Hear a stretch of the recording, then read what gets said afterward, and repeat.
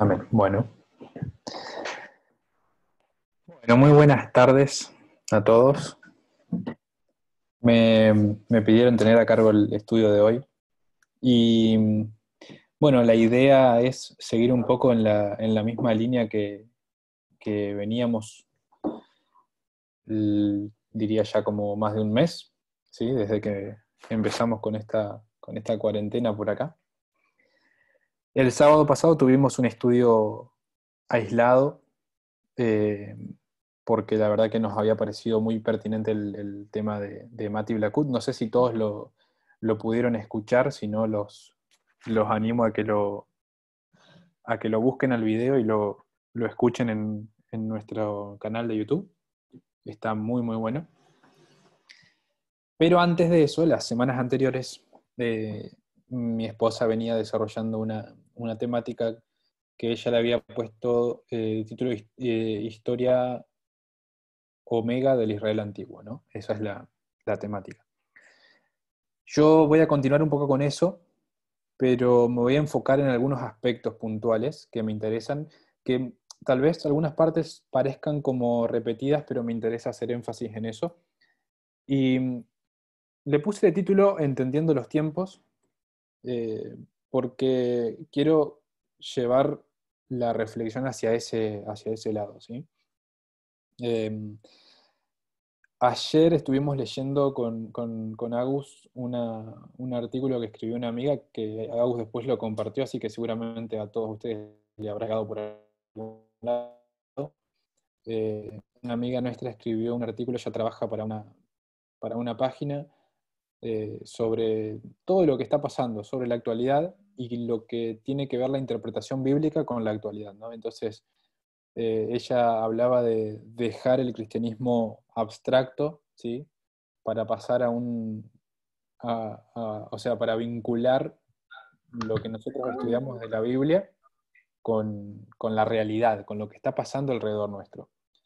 Y no, planteaba esto de que no nos sirve de nada, bueno, no sé si de nada, pero nos sirve de muy poco estudiar la Biblia si no podemos vincular las enseñanzas de la Biblia con lo que está pasando delante de nuestros ojos hoy, ¿sí?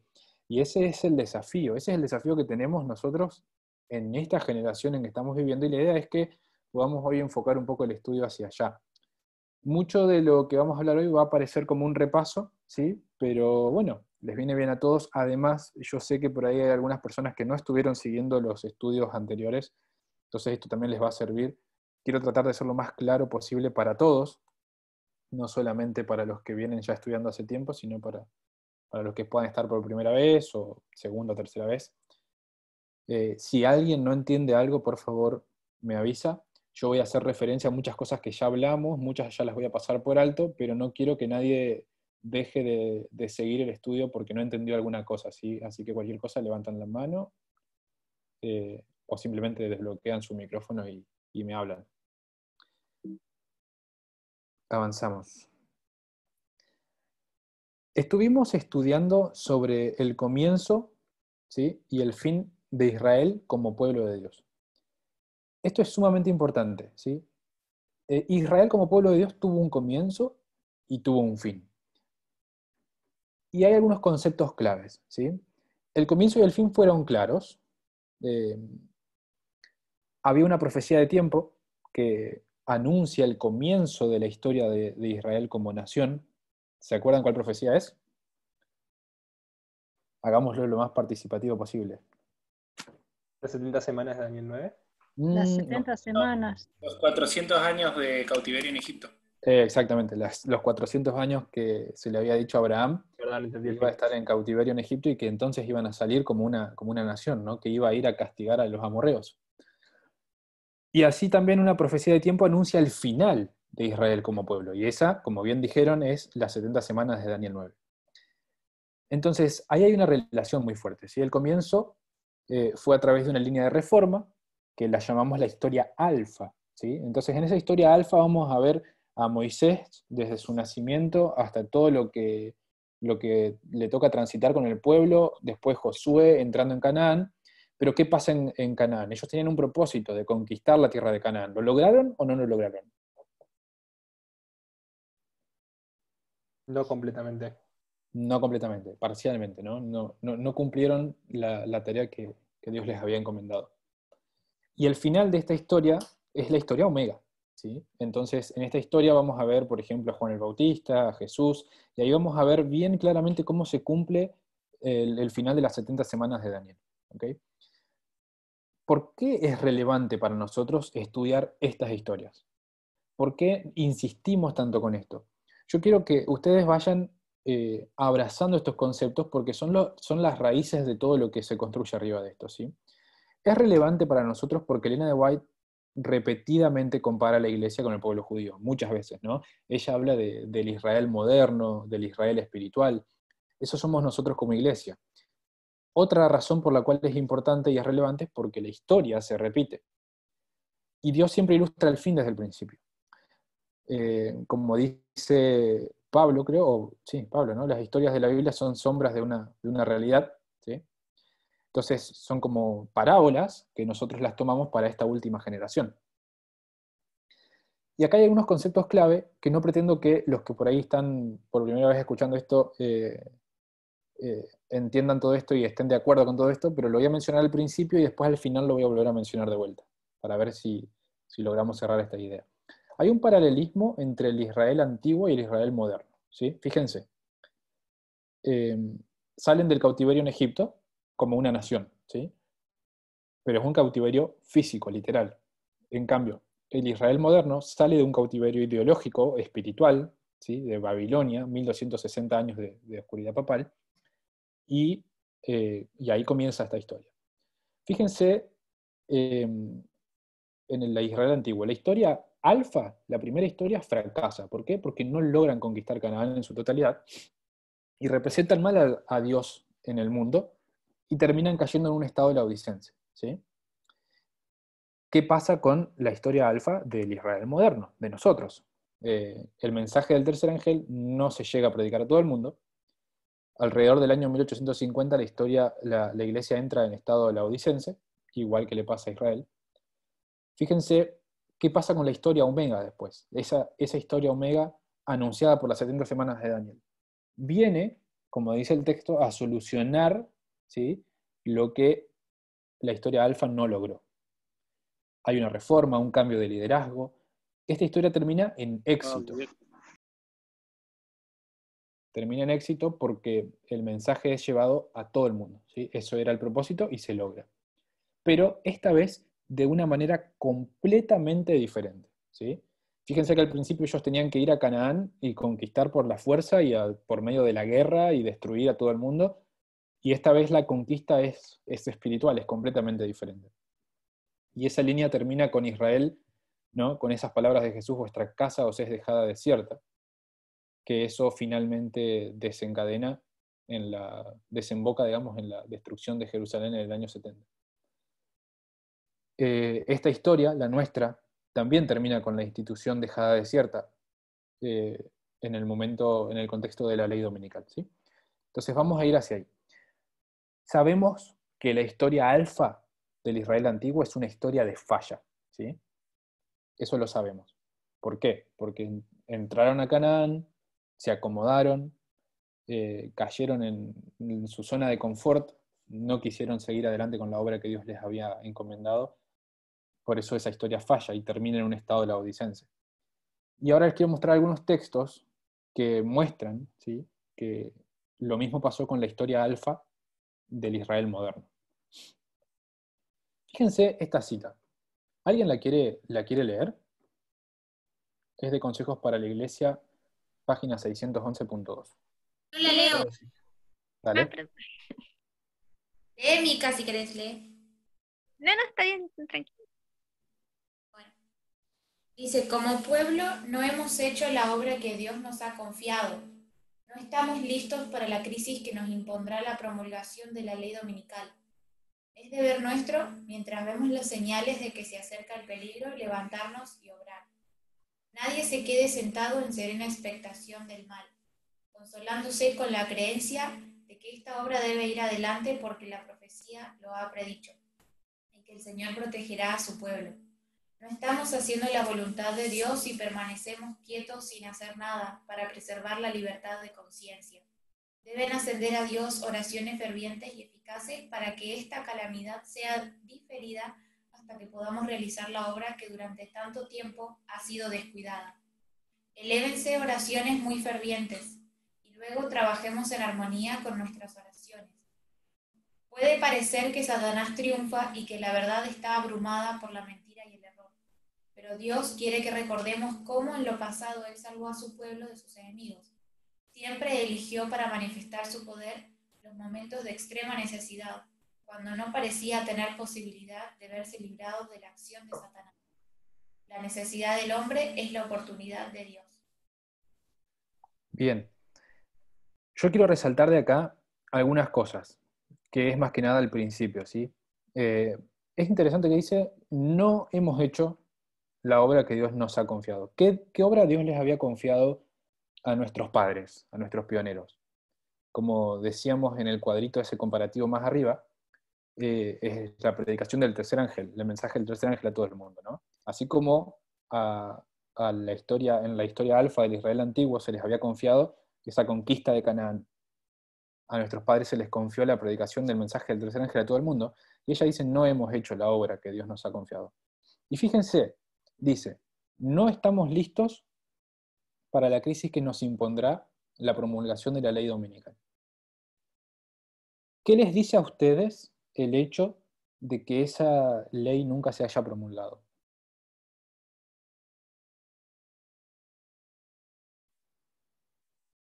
No Que entendí la cumplimos pregunta. la misión. Que no estaban listos.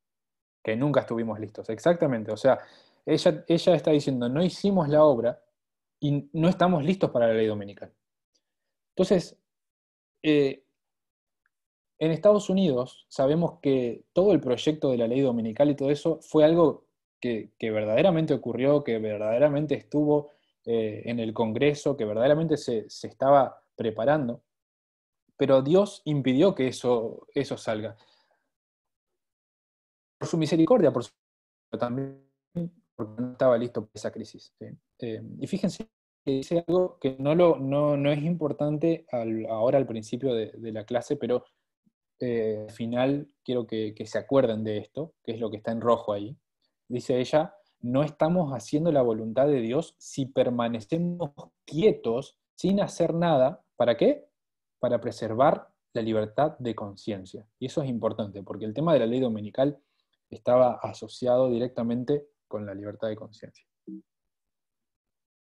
Bien, ¿alguien quiere leer esta hoja? Fíjense, ahí yo puse, es del año 1883. Capaz Mica, que se había quedado con ganas de leer recién. Bueno, si los adventistas, después del gran chasco de 1844, se hubiesen aferrado a su fe y hubieran ido unidos en pos de la providencia de Dios que abría el camino, y si hubieran recibido el mensaje del tercer ángel y lo hubieran proclamado al mundo con el poder del Espíritu Santo, habrían visto la salvación de Dios. El Señor hubiera obrado con poder mediante sus esfuerzos. La obra se habría terminado y Cristo habría venido para recibir a su pueblo y darle su recompensa. Pero en el periodo de duda e incertidumbre que siguió después del chasco, muchos de los creyentes del advenimiento perdieron su fe. En esta forma la obra fue estorbada y el mundo quedó en tinieblas. Si todo el cuerpo adventista se hubiera unido en torno de los mandamientos de Dios y de la fe de Jesús, ¿cuán ampliamente diferente habría sido nuestra historia? Muy fuerte esta cita, ¿no? Sacando en limpio, quiero resaltar estas dos cosas, ¿sí? Primero, el pueblo no estaba listo para una ley dominical. ¿Por qué? Porque no se había preparado. Y hice la pregunta, ¿no logró prepararse en algún momento? No, hasta ahora no. Y la segunda cita nos dice que el mundo quedó en tinieblas debido a que el movimiento adventista no cumplió con su misión.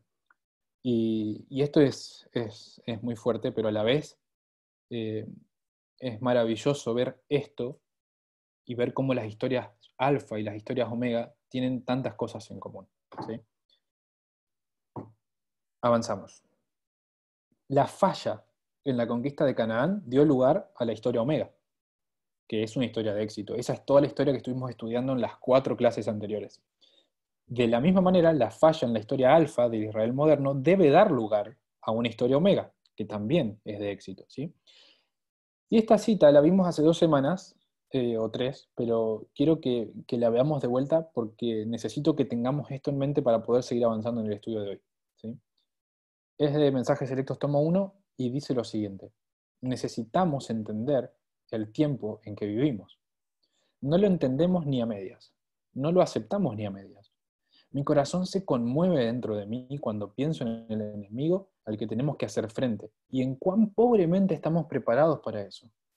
Las vicisitudes de los hijos de Israel y su actitud justamente antes de la primera venida de Cristo me han sido presentadas vez tras vez para ilustrar la posición del pueblo de Dios en su experiencia antes de la segunda venida de Cristo.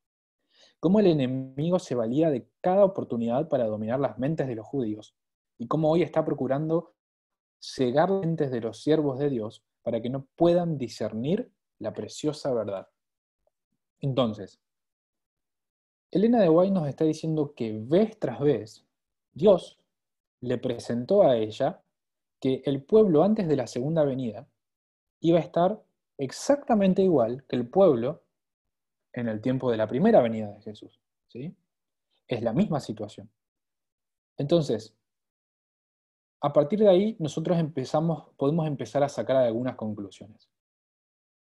Pero la idea no es sacar conclusiones al voleo, como decimos acá en Argentina, así al azar, sino la idea es que todas las conclusiones que saquemos sea de una comparación bien estructurada con un modelo de ambas historias, la historia de la primera venida de Jesús y la historia de la segunda venida de Jesús. Y eso es lo que estuvimos haciendo este último tiempo y continuamos haciendo ahora, ¿sí? Fíjense esto.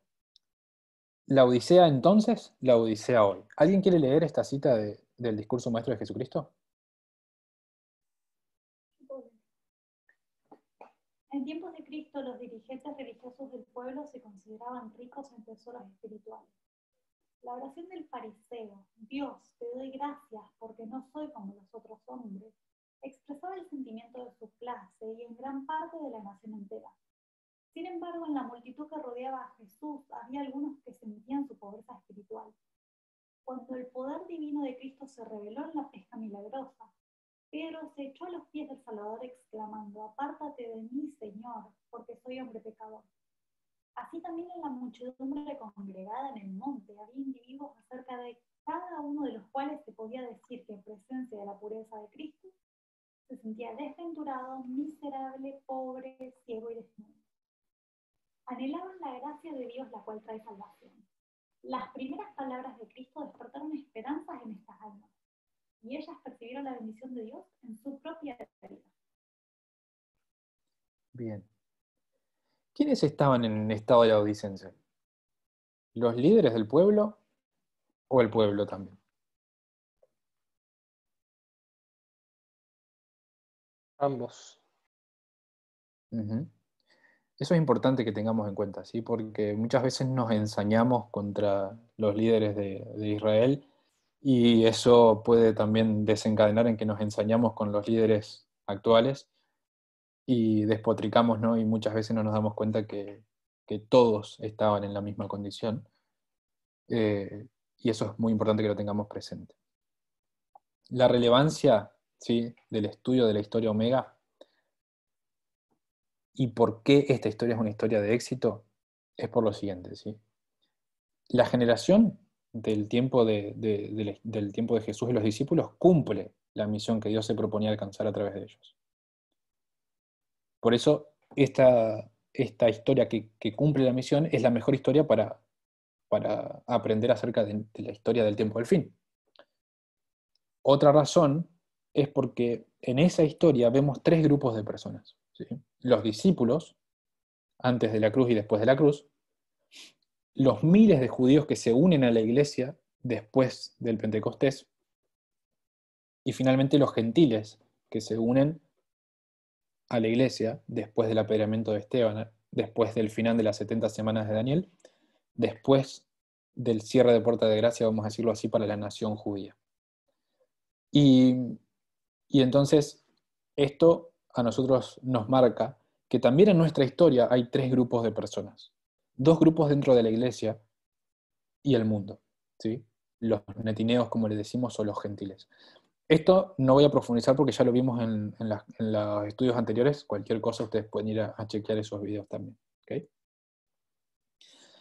Este es el modelo de la agricultura, el modelo que estuvimos estudiando y que hoy yo por ahí me quiero centrar un poquito más para profundizar un poco y tratar de aclarar quizá algunas dudas que pueda haber, ¿sí? Nosotros decimos, ¿sí?, que el modelo de la agricultura es algo que podemos verlo reflejado en la historia de nuestra generación, ¿sí? Nosotros sabemos que la cosecha es a partir del cierre de Puerta de Gracia, ¿sí? Ahí es cuando se junta el grano, el trigo que va a ser llevado al granero celestial, la segunda venida, ¿no? Antes de esa cosecha tenemos la lluvia tardía, que lo ponemos a partir de la ley dominical y antes del cierre de Puerta de Gracia. Antes de eso la lluvia temprana y antes de eso el arado. Ahora yo quiero hacerles una pregunta, porque no creo que no todos la tienen claro a esto, y quiero primero saber qué piensan ustedes, ¿sí? ¿Por qué nosotros ponemos la lluvia tardía a partir de la ley dominical? ¿Cuál es la razón? Alguien que me diga, creo que lo más claro para explicar eso es esto.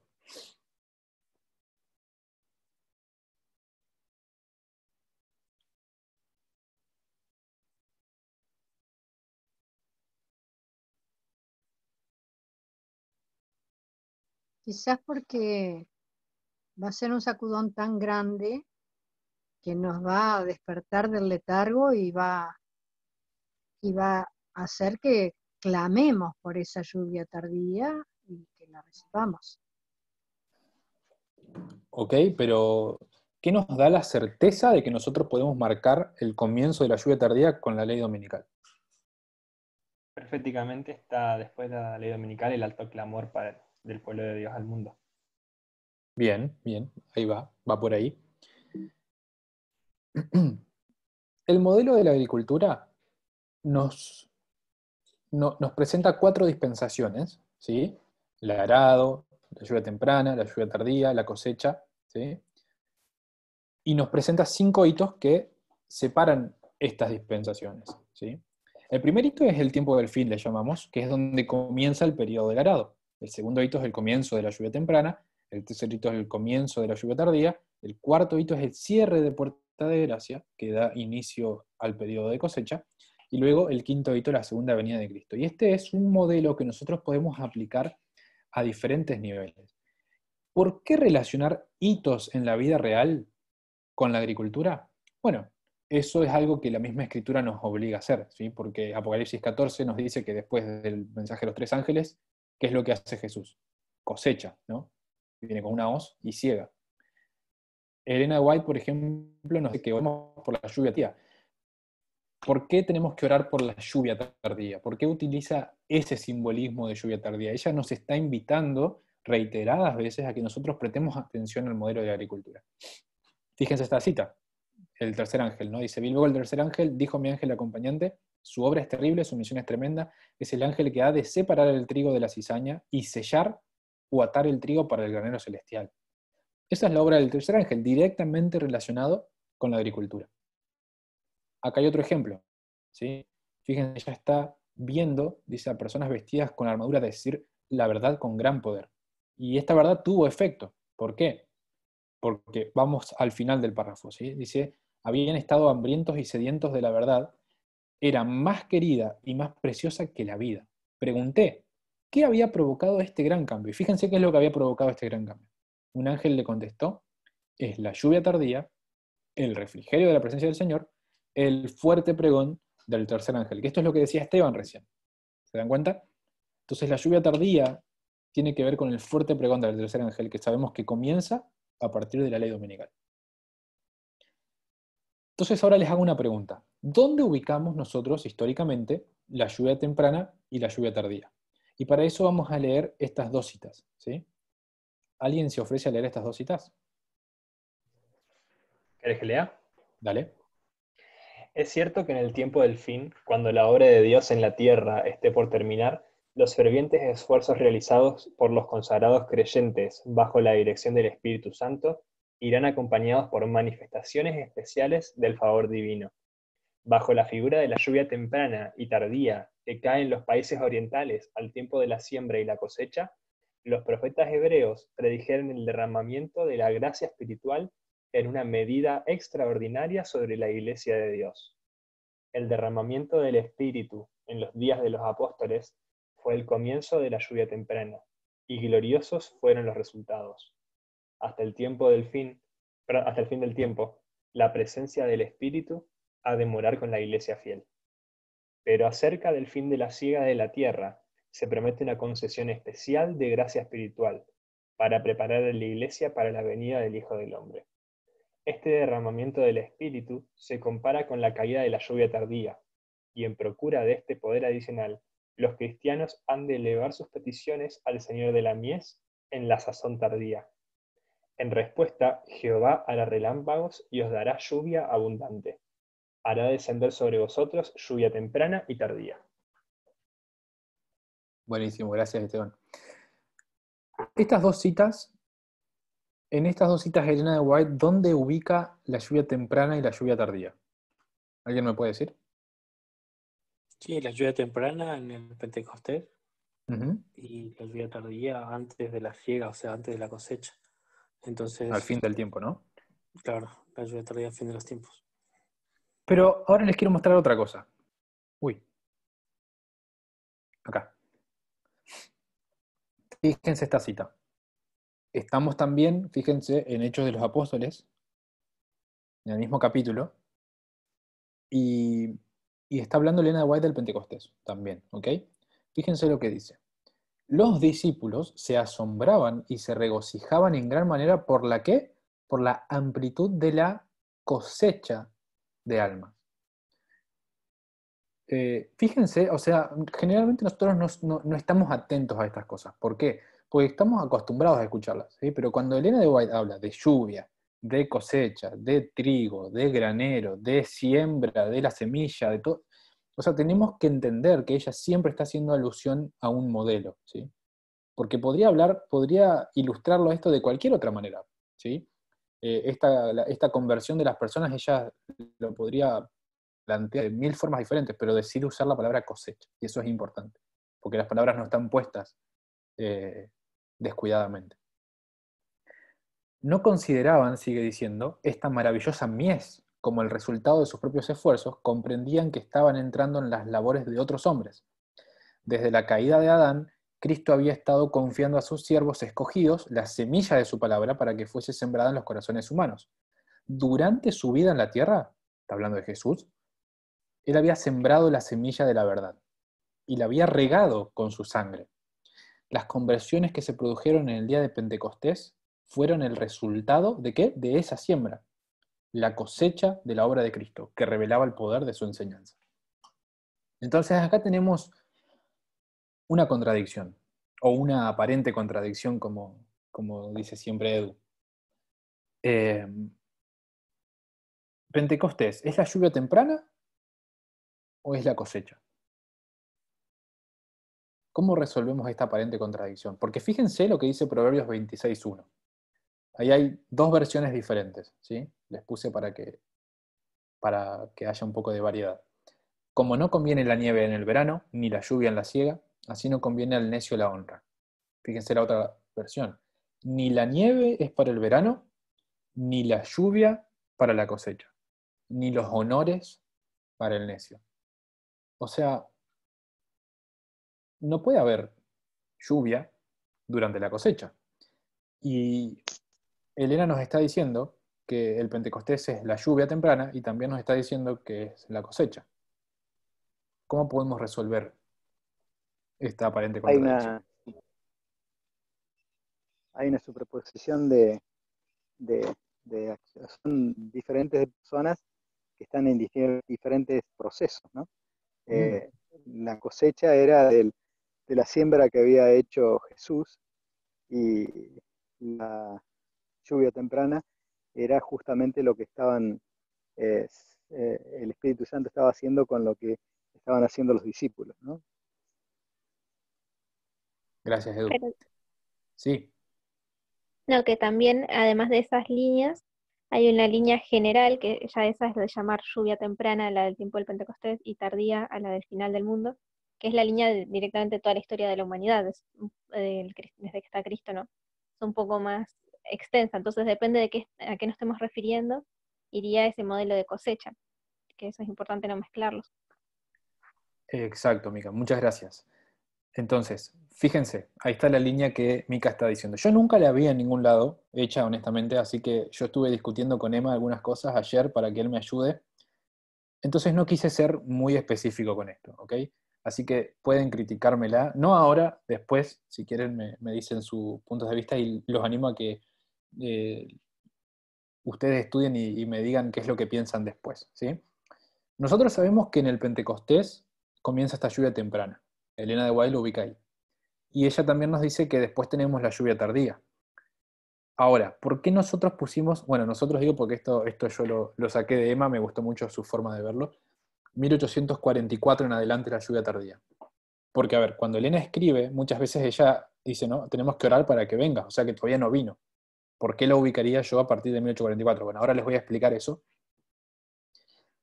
Sabemos que la cosecha es después del cierre de Puerta de Gracia, y entonces el arado tiene que ser lo que es previo al Pentecostés. Yo acá puse patriarcas, Abraham, Moisés, etc. Tengo un montón de ideas, ¿sí? Que por ahí no estoy pudiendo reconciliarlas todas, así que después ustedes me pueden sugerir lo que les parezca. Pero bueno, todos los tipos y las figuras del Antiguo Testamento, todo eso para mí tiene que ver con el arado. Y esta es la línea general, vamos a decirlo así. Entonces, ¿qué pasa en el cierre de Puerta de Gracia? Les hago esa pregunta. ¿Qué es lo que define que ya no hay más gracia?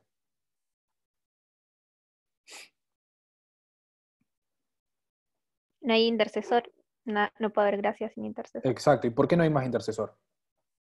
Terminó el periodo de intercesión y por algún motivo Dios ya sabe que las personas decidieron para siempre y comprendieron el mensaje y eligen rechazarlo o no. Ok, pero hago más específica la pregunta. Porque Jesús se levantó, Miguel se Ahí levantó está. y dijo, consumado es, el que es inmundo sea inmundo y el que es justo sea justo, etcétera, etcétera. Exacto, entonces, gracias Graciela. Miguel se levanta y ¿qué hace Jesús en el santuario celestial? Sale del santuario, ¿ok? Entonces, en este momento, en este punto que les estoy señalando acá, Jesús sale del santuario, abandona el santuario, por lo tanto, si él ya no está ahí adentro, no puede haber intercesión. Y Elena de White nos dice que en el Pentecostés comienza la lluvia temprana. ¿Y qué pasa en el Pentecostés en el cielo? Comienza Jesús su ministerio, ¿no? En el lugar santo, ¿no? Entonces Jesús entra al lugar santo en el Pentecostés. Y en el cierre de Puerta de Gracia, Jesús sale del lugar santísimo, sale del santuario. Por lo tanto, el punto de la lluvia tardía en este modelo del santuario, digamos, con Emma, yo al principio no coincidía, pero después me pareció muy, muy copado. Yo pondría cuando Jesús pasa al lugar santísimo como el comienzo de la lluvia tardía, pero en un nivel macro, bien macro, tan macro que abarca toda la historia de la humanidad. ¿Ok? Esto, como les digo, lo pensé ayer, no tiene tanta solidez, lo pueden criticar y cambiarle lo que ustedes quieran, después me comentan, pero es para que tengan una idea de qué se refiere a Elena de White cuando ella habla de la lluvia temprana en el Pentecostés. ¿Ok? Entonces. Luis, yo Sí. quería aportar algo. En las citas esas, de hecho, de los apóstoles, ella cita Joel 2:23. Y cuando habla de la lluvia tardía en el tiempo del fin, dice, para que el versículo, ¿no? Que recibamos lluvia temprana y tardía como al principio. O sea, al principio hubo temprana y tardía, por eso hubo una cosecha, y ahora tiene que haber una temprana y tardía también. Joel dice eso. Bien, bien. Entonces, fíjense, en los escritos de Elena nosotros vamos a encontrar muchas referencias, por ejemplo, a los hitos que tienen que ver con la ley dominical, vieron la imagen de la bestia, el fuerte pregón. Vamos a encontrar un montón de hitos relacionados al cierre de Puerta de Gracia, la segunda venida. También vamos a encontrar muchísimas referencias a lo que es lluvia tardía, cosecha y todo eso. Por lo tanto, solamente la lógica, el sentido común, nos lleva a pensar que si va a haber una lluvia tardía, una cosecha, tiene que haber antes una lluvia temprana, y una siembra de una semilla, y un arado, y todo eso no puede ser, no puede empezar en los tiempos del Pentecostés, porque son experiencias obligatorias para las personas, ¿ok? Entonces, vamos a mostrar un ejemplo. Este es el que nosotros planteamos para nuestra generación, ¿sí? Tenemos la segunda venida, cierre de Puerta de Gracia, la ley dominical acá, y acá estos hitos yo sé que ya los vimos las semanas anteriores, pero ahora los prefiero dejar así en signo de pregunta y después vamos a llegar ahí. Ahora que ya sabemos que se puede aplicar el modelo de agricultura en distintos niveles, estamos en mejores condiciones de entender la historia también en distintos niveles, ¿sí? Eso es lo que los quiero llevar. Esta es la historia que estuvimos estudiando todo este mes, ¿ok? El último mes, que es la historia omega de Israel antiguo, que empieza con el nacimiento de Jesús y termina con la venida de Jesús, la segunda venida de Jesús en Patmos a Juan, ¿ok? Esta es la línea. Creo que todos se acuerdan. Si no se acuerdan, si no estuvieron, siéntanse libres de revisar los estudios anteriores. Y nosotros tenemos que vincular cada etapa del modelo de la agricultura con su correspondiente hito en la realidad, ¿sí? Entonces, a nosotros nos va a tocar hacer lo mismo que los judíos tendrían que haber hecho. ¿Qué es lo que ellos tendrían que haber hecho? Es construir un hito basados en la escritura, para lo cual se requería un estudio profundo, no era algo sencillo de hacer, ¿sí? Pero fíjense esta cita del deseo de toda la gente. Elena de White dice: el tiempo de la venida de Cristo, su ungimiento por el Espíritu Santo, su muerte y la proclamación del Evangelio a los gentiles habían sido indicados de forma definida, y era el privilegio del pueblo judío comprender estas profecías. ¿Ok? Entonces hay algunos hitos que ella nos dice que estaban indicados en forma definida. Pero nosotros sabemos que el tiempo de la venida no estaba indicado de forma definida, porque, fíjense, ellos tenían que saber cuándo Jesús iba a nacer, cuándo iba a descender el Espíritu Santo sobre él, cuándo iba a morir, cuándo iba a darse el Evangelio a los gentiles. Estas profecías las podemos encontrar en Daniel 9, ¿no? Ahí van a ver un montón de hitos que son justamente estos que están enumerados ahí. Pero el momento del nacimiento de Jesús había que construirlo. ¿Basado en qué? En un estudio de quién era el Mesías, cómo iba a ser el Mesías, cómo iba a ser su misión, cuándo la iba a empezar. No salía de un estudio superficial, ¿sí?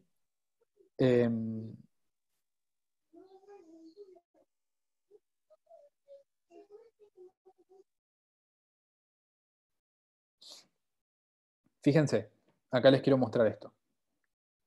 Este es el modelo de agricultura con un poco más complejo, ¿sí? Acá tenemos, donde les estoy señalando ahora, acá están, en este nivel están los hitos que serían en nuestra línea, ¿sí?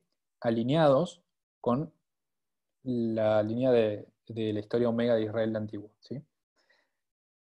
Fíjense que en esta línea del Israel antiguo, la línea omega, ¿dónde está el Pentecostés?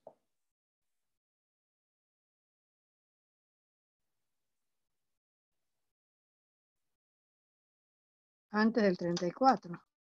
Claro, pero no aparece en esta línea. ¿Se dan cuenta que no aparece? Está acá no es un hito principal siquiera. No es un hito principal en esta línea. Entonces, exacto, tampoco está la cruz, fíjense. Estos son, si ustedes van a Daniel 9, van a ver que Daniel 9 menciona el año 34, menciona la destrucción de Jerusalén también, menciona el bautismo de Jesús, también menciona la cruz, ¿sí? Pero el Pentecostés ni siquiera está en esta línea, ¿sí? ¿Por qué? Porque estamos en un nivel macro, como les decía. Pero ¿por qué entonces Hechos de los Apóstoles nos habla de una cosecha a partir del Pentecostés? Porque miren, les muestro la línea de vuelta. Como decía Graciela, el Pentecostés está acá en el año 31 y es el tiempo de la lluvia temprana en esta línea, ¿ok? Pero ella habla de que hay una cosecha ahí. Entonces, esto nos obliga a ir a un nivel micro, ¿sí? Fíjense, ¿cuál es la cosecha que vemos en Hechos de los Apóstoles? ¿Cuál es? Es la cosecha, yo les puse acá abajo, del segundo grupo, ¿ok? La cosecha del segundo grupo.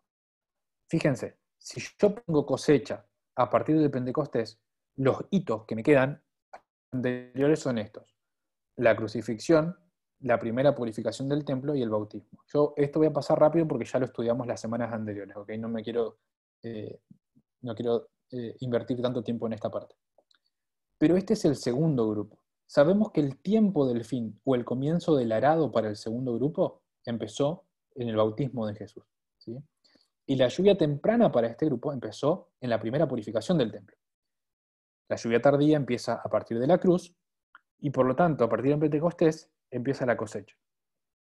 Entonces, cuando Pedro se para en el día de Pentecostés, ¿sí?, y empieza a predicar, y fruto de esa predicación se bautizan 3.000 personas, ese bautismo de las 3.000 personas, ¿qué era? ¿Lluvia tardía o era cosecha? Cosecha. Es cosecha, claramente es cosecha. Por lo tanto, esas personas que se bautizaron tuvieron que haber recibido su lluvia tardía antes del Pentecostés. ¿Ok? Bien, espero que eso vaya quedando claro. Si los apóstoles cosechan a miles de personas a partir del Pentecostés, la pregunta es, ¿cuándo fueron cosechados ellos? Para esto debemos ver el mismo modelo en un nivel más micro todavía. ¿Ok? Y acá está este modelo más micro todavía. Esto también lo vimos las otras semanas, pero acá otra vez lo quiero reforzar. ¿Ok? El tiempo del fin con el nacimiento de Jesús, la siembra de la semilla en el bautismo, a partir de ahí la lluvia temprana. La primera purificación del templo da lugar a la lluvia tardía para los apóstoles, para los discípulos, y en la cruz se marca el cierre de puerta de gracia para los discípulos. Y ellos acá, si bien sabemos nosotros que ellos no habían entendido todo todavía, no habían entendido bien la naturaleza del reino de Jesús y cuál era la misión que ellos tenían que hacer, pero este era el punto en el que ellos iban a ser probados y tenían que estar del lado correcto, ¿sí? Y ellos, a pesar de que no entendían, estuvieron del lado correcto. ¿Puedo decir algo? Sí. Luchito? Y es muy interesante porque con Totito estábamos hablando de esto ayer, y llama mucho la atención que después de la crucifixión, en ese periodo que vos tenés ahí de 40 días, sí, Jesús sopla el Espíritu a los discípulos. Y en el Pentecostés ellos reciben otra vez el Espíritu. Entonces es algo que todavía yo no logro entender, pero lo puedo ver, que los discípulos, en este caso el primer grupo, tiene una lluvia temprana desde el bautismo hasta la primera purificación, una lluvia tardía de la primera purificación hasta la crucifixión, pero es como que tienen otra vez dos fases de lluvia, o sea, una lluvia temprana y una lluvia tardía dentro de ese periodo. Es como extraño, pero aparece, no sé si lo viste. Sí, es como que sí. En los escritos de Elena no aparece como si fueran dos lluvias diferentes, pero ella habla de las primeras gotas y de un fuerte aguacero, o sea, lo diferencia de esa manera, como si lo que pasó en ese periodo intermedio de los 40 días y demás eran las primeras gotas, y a lo otro se refiere como si fuera la lluvia intensa, ¿no? Claro, como si claro. una misma lluvia tiene... Claro, pero justamente eso. Estamos viendo primeras gotas y un gran chaparrón o aguacero dentro de ese periodo entre el 31, o sea, de la crucifixión y el Pentecostés. Y claramente es para los discípulos. Entonces es como si quizás hasta hubiese otro fractalcito dentro de ahí, no sé. Puede ser, pero entiendo esto que plantea Edu, que esas primeras gotas son parte de la lluvia tardía, para la lluvia tardía, son parte de esa lluvia, de la misma lluvia del Pentecostés, por eso dice que son las primeras, ¿no? Así que supongo que las del Pentecostés son las últimas. Y ya vimos que esa lluvia del Pentecostés, en una línea ultra macro, digamos, es la lluvia temprana para toda la tierra, digamos, que no encaja en ninguna de las otras líneas. No sé, por ahora lo veo así, no te puedo decir más que eso en este momento. Bien, entonces, este es el modelo para para el primer grupo, ¿sí? Para los discípulos. Entonces, ahora, por ejemplo, esto simplemente a vuelo de pájaro les quiero mostrar cómo sería el modelo de la agricultura aplicado a los gentiles.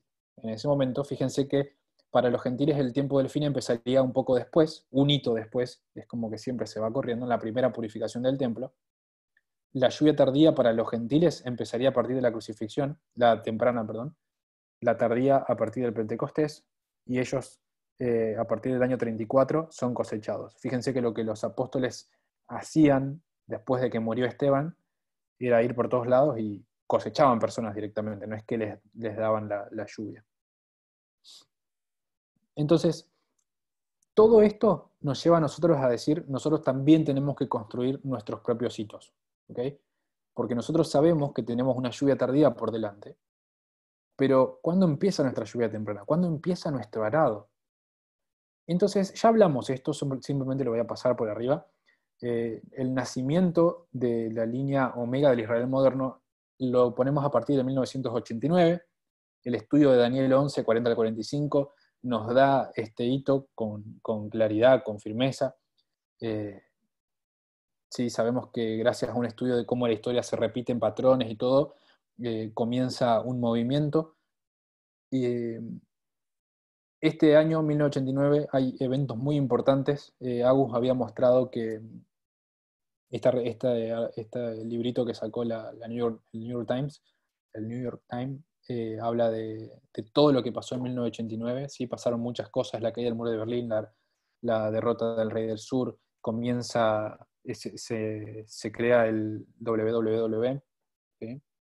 La era de la información comienza. Fíjense lo que dice Elena de White respecto al nacimiento de Jesús, ¿sí? Dice que si los dirigentes de Israel hubieran sido fieles, podrían haber compartido el gozo de anunciar el nacimiento de Jesús. ¿Pero qué? Hubo que pasarlos por alto. Entonces esto es lo que yo les decía. Para armar nuestra estructura y comparar las líneas omega, tenemos que ir viendo bien a fondo qué pasa en cada una de esas líneas. Sabemos que acá, desde el mismo nacimiento, los líderes de esa historia son pasados por alto. Entendemos que lo mismo ocurre en 1989. Fíjense, hablando de Ana y Simeón, Elena dice que estos humildes adoradores no habían estudiado las profecías en vano, pero los que ocupaban los puestos de gobernantes y sacerdotes en Israel, aunque habían tenido delante de sí los preciosos oráculos proféticos, no andaban en el camino del Señor y sus ojos no estaban abiertos para contemplar la luz de la vida. El siguiente hito que nosotros marcamos es el 2001, ¿sí? En nuestra historia.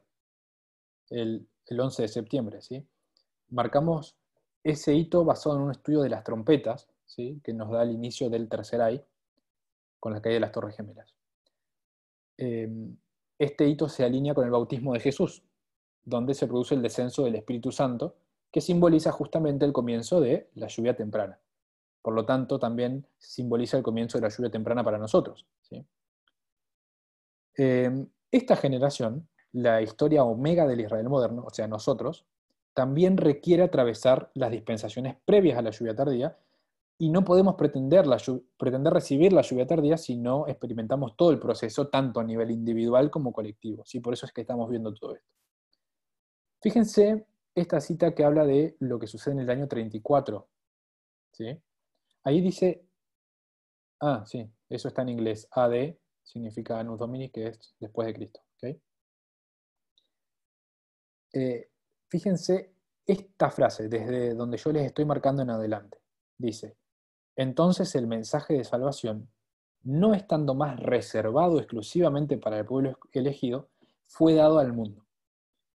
Entonces, ¿qué es lo que pasaba antes del año 34? El mensaje de salvación estaba reservado exclusivamente ¿para quién? Para el pueblo elegido. Por lo tanto, a partir del 34, el mensaje recién se habilita para ser predicado a todo el mundo, ¿sí? Y es un mensaje que abarca a todas las naciones, ¿sí? Y entonces esto es lo que a nosotros nos da la pauta para vincularlo con la ley dominical. Esta cita del conflicto de los siglos está hablando acerca de Apocalipsis 18, ¿sí? Del ángel de Apocalipsis 18. Y dice lo siguiente, el ángel que une su voz a la proclamación del tercer mensaje alumbrará toda la tierra con su gloria. Y así se predice una obra de extensión universal y de poder extraordinario. Dice, el movimiento adventista de 1840 a 1844 fue una manifestación gloriosa del poder divino. El mensaje del primer ángel fue llevado a todas las estaciones misioneras de la tierra y en algunos países se distinguió por el mayor interés religioso que se haya visto en país cualquiera desde el tiempo de la Reforma del siglo XVI. Pero todo esto será superado por el poderoso movimiento que ha de desarrollarse bajo la proclamación de la última amonestación del tercer ángel. Entonces, este mensaje del tercer ángel tiene que hacerse universal en algún punto, y esto es a partir de la ley dominical, tal como nos enseña la línea omega del Israel antiguo. El año 70 nos marca el cierre de puerta de gracia para esa historia, para esa línea. ¿Sí? Dice, Cristo vio en Jerusalén un símbolo del mundo. Y si Jerusalén es un símbolo del mundo, dice esta cita de la página 25 del Conflictos de los Siglos, que esa profecía tenía un doble significado. La profecía anunciaba la ruina de Jerusalén, pero al mismo tiempo, ¿sí?, presagiaba los horrores del gran día final. Entonces, el gran día final, el día del Señor, todo eso tiene que ver con las plagas, con el derramamiento de sus juicios, y eso es a partir del cierre de Puerta de Gracia. Por eso nosotros vinculamos el año 70 con el cierre de Puerta de Gracia en nuestra historia. Bien, esto lo voy a saltear, y vamos a Patmos, que lo igualamos con la segunda venida. Fíjense lo que dice Elena acá, esto ya lo hemos leído. En los días de los primeros cristianos, Cristo vino por segunda vez. Su primer advenimiento fue en Belén, cuando vino de niño. Su segundo advenimiento fue en la isla de Patmos, cuando se reveló en gloria a Juan. Entonces, por eso nosotros también marcamos a Patmos en el año 100 como la segunda venida en nuestra historia. También entendemos que Juan es un símbolo de los 144.000 de los que son trasladados vivos desde la tierra. ¿Sí? ¿Por qué? Porque es el único discípulo vivo cuando Jesús viene por segunda vez en Patmos, porque él vio la destrucción de Jerusalén, porque su vida fue preservada de manera sobrenatural en tiempos de angustia, y porque su vida es un ejemplo de verdadera santificación. Entonces, Chito, perdón sí, que te corte ahí, yo añadiría a esas características de Juan el espíritu de profecía también. exactamente, muy bueno, gracias Claudito. Entonces, tenemos nuestra línea completamente armada, ¿sí? Tenemos el arado a partir de 1989, la lluvia temprana a partir del 2001 y la lluvia tardía a partir de la ley dominical. Pero así como en la línea omega del Israel antiguo hay distintos grupos de personas, sabemos que en nuestra historia también hay 3 grupos de personas, ¿sí? Y eso es lo que vamos a tratar de entender un poquito mejor. Vamos a hablar de lo que son los fractales, pero para estudiar los fractales nosotros tenemos que enfocarnos en seguir siempre este mismo modelo de la agricultura, ¿sí? Las 4 dispensaciones que nos da el modelo de agricultura marcan 5 hitos para cada grupo, para cada fractal. Y un par de tips para identificar estos hitos son los siguientes. Ir de lo más sencillo, lo más fácil de encontrar, a lo más difícil de encontrar. Entonces, por ejemplo, siempre vamos a ver que es fácil ver cuando alguien inicia la obra, ¿sí? Por ejemplo, cuando Jesús empieza su ministerio, cuando los discípulos empiezan su ministerio, cuando inicia. Entonces, eso es fácil de encontrar. También es fácil de encontrar los cierres de puerta de gracia, ¿sí? Para cada grupo. Entonces, eso nos da la pauta. Fíjense acá. En esta línea, yo les estoy mostrando arriba la línea omega del Israel antiguo completa, ¿ok? Desde el nacimiento en el 4 a.C. hasta el año 100. Y acá, fíjense en color, tenemos los hitos también de la línea macro de nuestra historia. 1989, 2001, ley dominical, cierre de puerta de gracia. Pero el primer grupo, ¿qué pasa con el primer grupo de esta historia? Sabemos que tiene que ser el primer grupo en ser cosechado. Nosotros entendemos que ese tiempo de cosecha del primer grupo se está produciendo en este momento, ¿ok? Entendemos que estamos acá. Acá es donde seguramente vamos a entrar en un espacio un poco controvertido para muchos, y la idea no es que ustedes se sientan obligados a estar de acuerdo con todo esto, pero simplemente que lo podamos considerar, porque me interesa que ustedes puedan entender por qué estamos poniendo los hitos donde lo estamos poniendo, ¿sí? Entendemos que la lluvia temprana empieza como para todos acá, como para la línea grande en el 2001, pero la lluvia tardía para el primer grupo empieza antes, en el 2014. Y el 2014 es un punto de quiebre en la historia. Hoy no vamos a hablar por qué del todo, pero simplemente quiero resaltar que así como en la ley dominical empieza la lluvia tardía en la línea grande, ¿sí? Sabemos que, uy, ahí está. Sabemos que en el 2014 empieza la lluvia tardía para el primer grupo. ¿Y qué tiene que ver el 2014 con la ley dominical? Eso es muy importante de entender, ¿ok? Entonces, cierre de Puerta de Gracia lo entendemos en el año 70 en esta línea, y acá nosotros lo ponemos en 2019. Sabemos que este cierre de Puerta de Gracia no tiene nada que ver con que las personas sean perfectas, tiene que ver con que las personas estén del lado correcto donde tienen que estar en la cruz. Sabemos que los discípulos en la cruz eran muy imperfectos y sabemos que no tenían muchísimas cosas que no habían entendido del todo, tenían mucho por mejorar y entender, pero ellos tenían que estar del lado correcto de la prueba en este punto. Y a partir de ahí, ellos son cosechados y se preparan para la tarea que tienen que llevar a cabo a partir del Pentecostés. El problema, el principal problema en la historia Omega, ¿sí?, es que ellos no entendían la naturaleza del reino. Y cuando digo ellos me refiero a los discípulos, a Juan el Bautista y a todas las personas, ¿sí?, del pueblo de Dios. Fíjense, como los discípulos del Salvador, Juan el Bautista no comprendía la naturaleza del reino de Cristo. ¿Por qué? Porque esperaba que Jesús ocupase, fíjense, el trono de David. Yo hace un tiempo di un estudio de Daniel 3, ¿sí?, que al final no llegué a hablar mucho de Daniel 3, pero en ese estudio yo les mostré algunos ejemplos de cómo los judíos tenían muchísimas razones para esperar que el Mesías sea un rey que los libere de la opresión, ¿sí? Porque la profecía anunciaba claramente a alguien que los iba a defender de los enemigos, que iba a salir con la espada, a matar a todos, y que los iba a mantener seguros. Eso decía la profecía claramente, pero sabemos que ellos debían entender esas profecías mirando el tiempo en el que vivían y tratando de aplicar ese texto a su tiempo, ¿sí? Y ese es el mismo desafío que tenemos nosotros hoy. Fíjense, hasta Juan el Bautista esperaba que Jesús ocupe el trono de David. Fíjense lo que dice, lo que está resaltado, que desde su mazmorra, Juan el Bautista esperaba ver al león de la tribu de Judá derribar el orgullo del opresor y liberar a los pobres y al que clamaba. Pero Jesús parecía conformarse con reunir discípulos en derredor suyo y sanar y enseñar a la gente. Esto que Jesús estaba haciendo no se parecía en nada a lo que había anunciado la profecía. Sabemos que la profecía sí había anunciado lo que Jesús iba a hacer, pero ellos no entendían bien la profecía. ¿Hola? ¿Quién está hablando? Bueno, parecía que alguien estaba hablando. El deseo de toda la gente nos dice, si el libertador prometido había aparecido y Juan había sido hallado fiel a su misión, ¿no derribaría a Jesús el poder del opresor dejando en libertad a su heraldo? ¿Por qué Jesús no hacía esto? La pregunta que yo les hago es, ¿por qué Juan el Bautista y el resto del pueblo no entendían la misión de Jesús? ¿Qué es lo que ellos estaban esperando?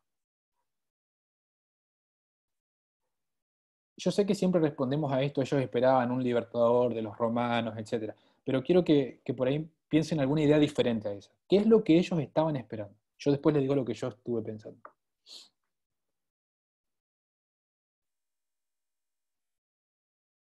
Ellos estaban esperando al reino de gloria. Bien, un reino de gloria. ¿Alguien más estaba hablando? ¿Puede ser que Dios también veló con su mano? Un poco ahí. Que Dios también, ¿qué? Perdón, no se escucha bien, se escucha muy bajito. Que Dios tapó con su mano para que sean representación a nosotros.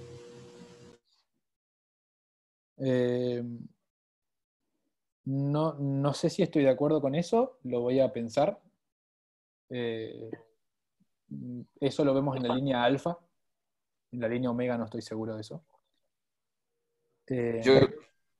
Yo pienso que puede ser que estaban esperando que los líderes religiosos lo reconocieran también y se sumaran al caballo de Jesús, digamos, que dijeran, sí, es él. Matías, ¿estabas por hablar? Sí, creo que también esperaba que iba a restaurar a la nación de Israel, ¿no? Exacto. está todo muy correcto lo que están diciendo. Yo lo que les quiero plantear es esto, que va en línea con lo que ustedes dijeron. Díganme si ellos no estaban esperando que en su historia se cumpla lo que se debería haber cumplido en la historia alfa. Si yo les digo eso, ¿ustedes están de acuerdo? Sí. Sí, sí, yo coincido. Bien. ¿Qué historia alfa te referís? A la historia alfa del Israel antiguo. Ay, no entendí, perdón. De hecho, antes de ir cautivos a Babilonia, la misión de ellos era conquistar todo Canaán y desde ahí hacer un gran imperio. O sea, tenían que ir conquistando, como si fuese Roma más o menos, conquistar todo y que toda la tierra conozca de Dios. Esa era la historia alfa. La historia omega, que es la que Luchito está diciendo, es ellos ya fueron cautivos a Babilonia, volvieron, y ahora lo que quieren es eso, quieren un libertador, quieren volver a ser ese pueblo poderoso que eran antes y conquistar toda la tierra. Exacto. Entonces, ellos están esperando el cumplimiento de la historia alfa en su propia línea, en su línea omega. Y ese es un gran error, ¿sí? Entonces nosotros tenemos el mismo problema hoy, ¿sí? Yo voy a hacer simplemente un breve comentario al respecto. Sabemos hoy que la persona que inicia el movimiento en 1989, al día de hoy ya no es parte de este movimiento. ¿Por qué? Porque al igual que Juan el Bautista, esperaba un reino diferente. Al igual que Juan el Bautista, esperaba que la historia alfa del Israel moderno, es decir, de la historia adventista milerita, de los pioneros, se cumpla en la línea omega. Y nosotros sabemos que las líneas omega y las líneas alfa son completamente diferentes. Yo escribí esto acá. En la línea alfa del Israel antiguo, el pueblo de Dios tenía una misión sagrada que cumplir. Debía llevar el nombre de Dios a todo el mundo. Los pasos a seguir y los medios para conseguirlo estaban claramente especificados en las Escrituras. Es decir, Dios les había dicho a través de Moisés todo lo que tenían que hacer paso por paso. Dios a través de Josué les había transmitido, hay que ir acá. Fíjense que era muy violento, era todo a través de la guerra, de la destrucción, de la muerte de personas, de hombres, mujeres, niños. Y nosotros sabemos que las historias alfa y las historias omega son diferentes, ¿sí? Acá vemos una comparación. En la historia alfa del Israel antiguo tenemos a Moisés y a Josué como líderes. En la historia omega del Israel antiguo tenemos a Juan el Bautista y a Jesús. En la historia alfa del Israel moderno tenemos a Guillermo Miller, ¿sí? Y a Samuel Snow. Y en la historia omega de nuestra historia también tenemos líderes correspondientes, ¿sí? Pero siempre tenemos este problema con el entendimiento de la naturaleza del reino. ¿Qué diferencia una línea alfa de una línea omega? Para entender esto conviene que comparemos las líneas alfa con las líneas alfa y las líneas omega con la línea omega. En las líneas omega lo que siempre encontramos es esto. Dos grupos, en la iglesia y después el mundo. En la línea de la línea omega del Israel antiguo tenemos los discípulos primero, el resto del pueblo judío cosechado después a partir de Pentecostés, y a partir del año 34 el mensaje va al mundo. En nuestra historia tenemos lo mismo. El primer grupo cosechado, el segundo grupo cosechado, ambos parte de la iglesia. Y después, a partir de la ley dominical, el mensaje va al mundo. Entonces, fíjense, yo acá les armé una línea para comparar las líneas alfa, ¿sí? Arriba tenemos en color resaltado los hitos de la línea del tiempo de Moisés, ¿sí? Sería la línea alfa del Israel antiguo. Y abajo tenemos la línea alfa del Israel moderno, ¿ok? La línea alfa del Israel antiguo empieza con Moisés, con el nacimiento de Moisés y de ahí en adelante. Nosotros vemos que eso se alinea con 1798. Finalmente tenemos a Guillermo Miller predicando, así como a Moisés haciendo su obra, acá, ¿sí? Llega el Mar Rojo. El Mar Rojo se nos dice en la Biblia que es un bautismo, y Elena de White también lo vincula. Nosotros vamos a unir esto con 1844, con todo lo que pasa ese año. Nosotros sabemos que a partir de 1850, la iglesia tenía que llevar el mensaje a todo el mundo. El mensaje del tercer ángel a partir de este momento tenía que ser predicado a todas las naciones. Nosotros sabemos que una vez que ellos entraban a Canaán, que está representado eso después de la conquista de Jericó, ellos tenían que conquistar todo Canaán. No voy a hablar ahora de por qué la ley dominical está vinculado con la conquista de Ai, pero lo podemos ver en otro momento. A partir de ahí, ellos tenían que conquistar todo Canaán. ¿Y qué pasa? ¿Ellos lo logran o no lo logran? No lo logran. Es una falla, ¿sí? Esa historia falla. Lo mismo pasa acá. A partir de 1850, ellos tenían que predicar el mensaje del tercer ángel a todo el mundo. ¿Pero qué pasa? Fallan. No estaban listos para la ley dominical, decía la cita que le damos hoy. Yo puse esto acá de la guerra civil, los comienzos de los juicios de Dios, eso no lo vamos a ver ahora por cuestión de tiempo, ¿sí? Pero quedará para otro momento. Entonces, esta es nuestra línea. Esta es nuestra línea completa comparada con el modelo de la agricultura. Ya la estuvimos viendo, ¿sí? Fíjense, cuando Elena de White en esta cita de consejos para la iglesia nos dice, Dios ha llamado a su iglesia en este tiempo, como llamó al antiguo Israel, para que destaque como luz en la tierra. Cuando ella hace esta declaración, ¿sí?, de que Dios llama a su iglesia hoy, como llamó al Israel antiguo, ¿a qué historia se refiere Elena de White?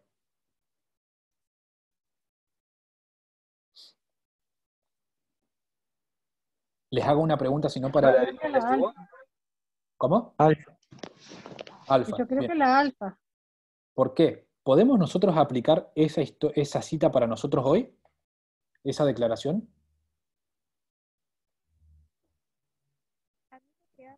Antes cuando Sí, estudiaba, también. Sí. que creo que al ser ellos de historia alfa, ella ahí se refería al Israel alfa, y nosotros entonces tendríamos que aplicar el omega, no el alfa. Pero antes lo entendía mal por ese motivo. Bien.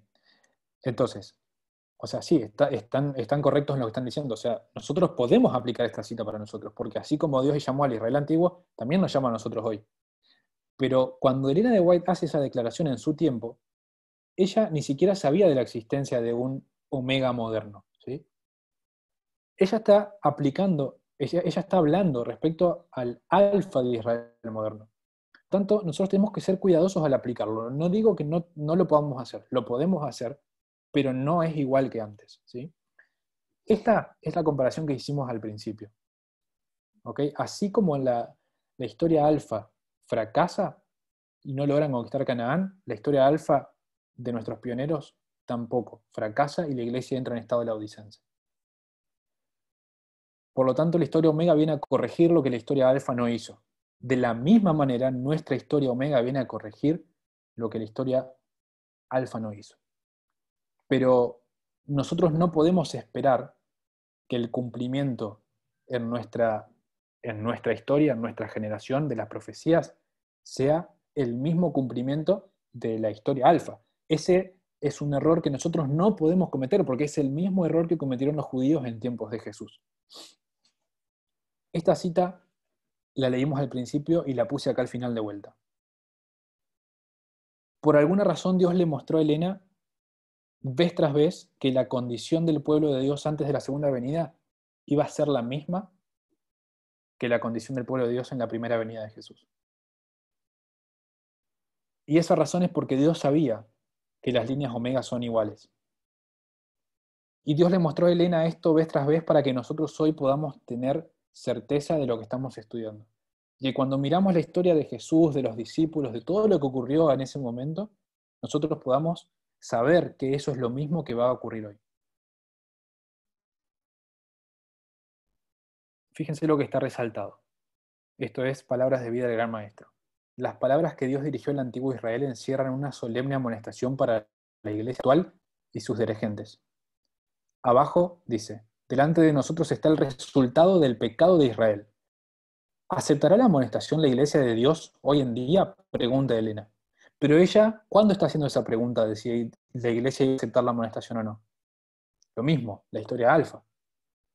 ¿Aceptó la iglesia en la historia alfa de nuestro tiempo? ¿Aceptó la amonestación? No. Así como el Israel antiguo no aceptó la amonestación, nuestros padres tampoco aceptaron la amonestación. Fíjese lo que dice. Esta cita es muy fuerte. Dice, como el antiguo Israel, la iglesia ha deshonrado a su Dios apartándose de la luz, descuidando sus deberes y abusando del alto y exaltado privilegio de ser de un carácter peculiar y santo. Sus miembros han violado el pacto por el que prometieron vivir por Dios y solo por Él. Se han unido con los egoístas y amadores del mundo. Han fomentado el orgullo, el amor por el placer y el pecado, y Cristo se ha apartado de ellos. Su espíritu se ha extinguido en la iglesia. Es muy fuerte esta cita, ¿sí? Después la pueden seguir leyendo si quieren. El Elena de White, obviamente, hay un punto a la historia se refiere a la historia alfa. La iglesia ha deshonrado a Dios.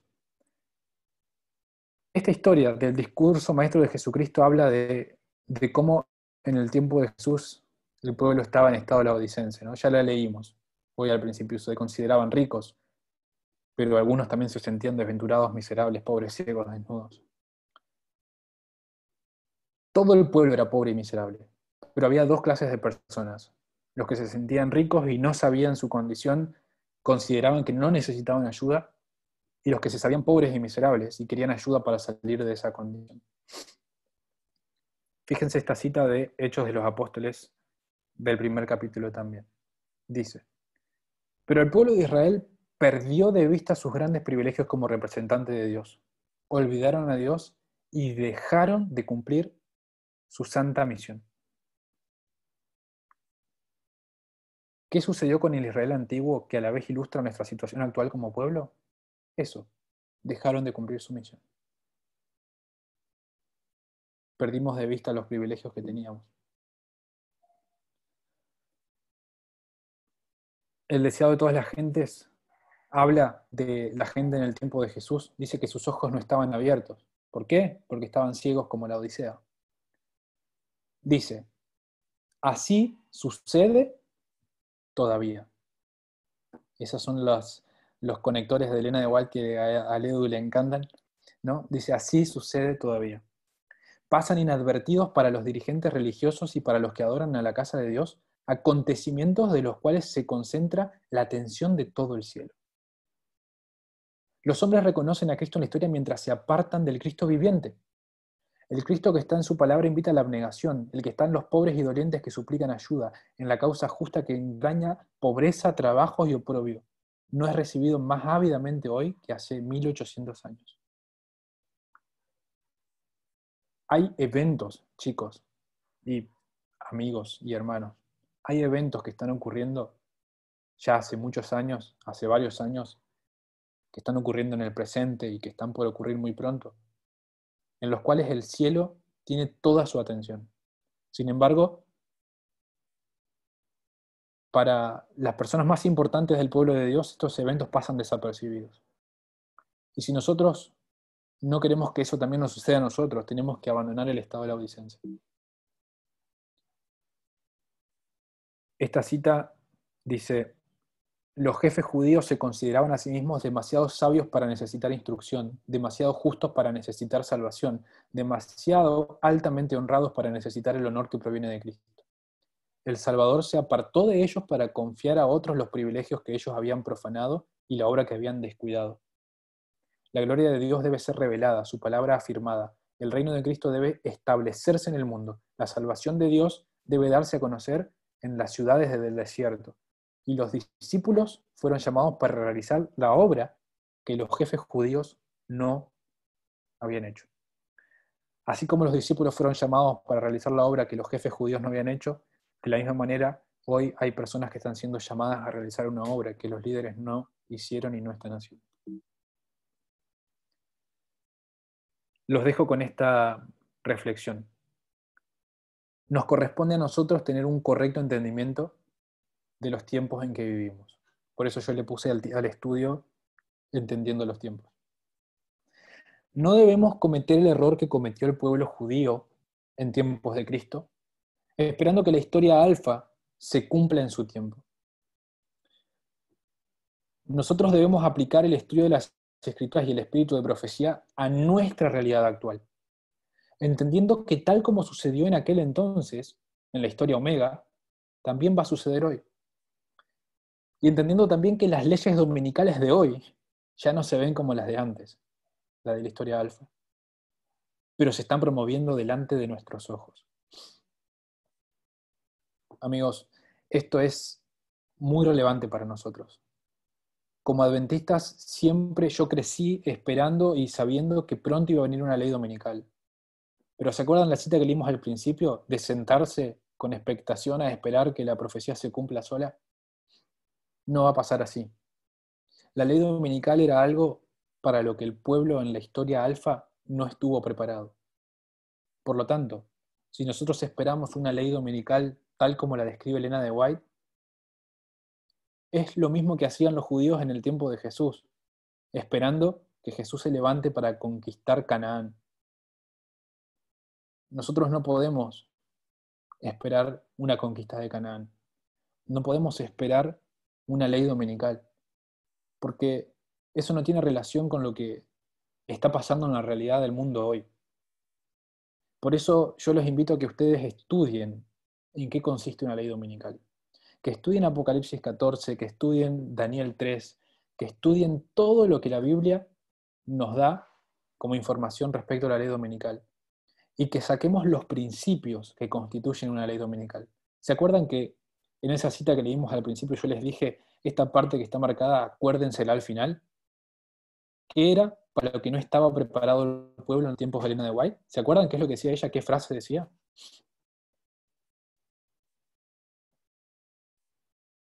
Justamente para la ley dominical. ¿Y qué decía después de eso? ¿No estaban preparados para la ley dominical? ¿Se acuerdan? Decía que no estaban preparados para defender la libertad de conciencia. Y para preservar la libertad de conciencia. El pueblo no estaba preparado para eso.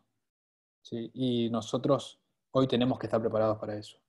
Y preservar la libertad de conciencia se ve de muchas maneras.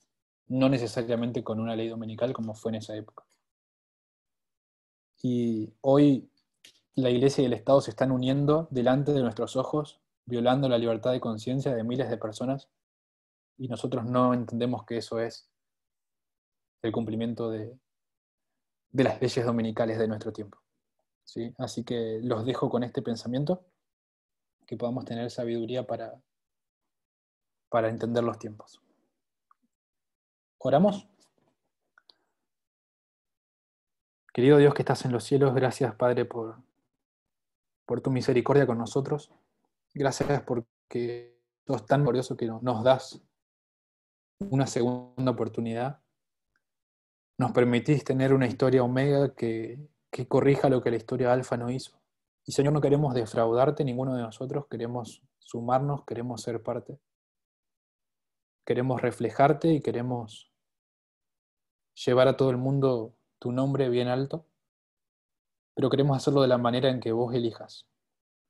Queremos hacerlo con los medios que vos dispongas y con el mensaje que sea apropiado y adecuado para esta generación, Señor. Te pedimos que nos des un correcto entendimiento de los tiempos porque lo necesitamos. Señor, derrama todo tu espíritu sobre nosotros porque es la única manera que podemos llegar a toda la verdad. Nos encomendamos en tus manos y lo hacemos en el nombre de Jesús. Amén.